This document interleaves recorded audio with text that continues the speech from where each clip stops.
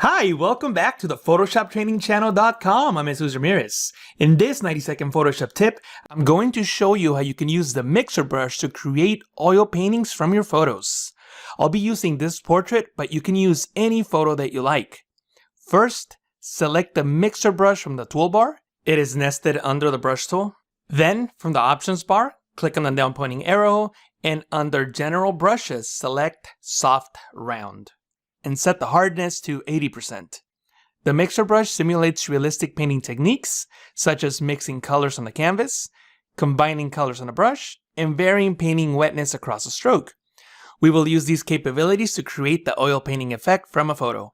Make sure that you disable this button, which loads the brush after each stroke, and enable this button, which cleans the brush after each stroke. Then adjust the settings of the brush. You can use a preset from the dropdown. The moist preset will work great in this case.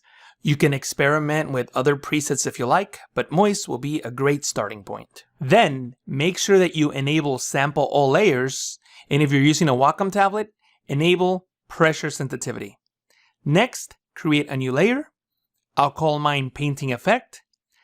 Then I will reduce the portrait's opacity to 75% to make the areas that I paint on easier to see. Next, start painting on the blank layer. Even though the opacity is reduced, the mixer brush can pick up the colors below and it reveals them at 100% opacity in the new layer, and this creates the oil painting effect. Make sure that as you paint, you follow the shapes and contours of the people or objects in your photo to get better results. I'll speed up the painting process so that you can see what my final image looks like. I use this technique on my Behance live stream on Adobe's official Creative Cloud YouTube channel.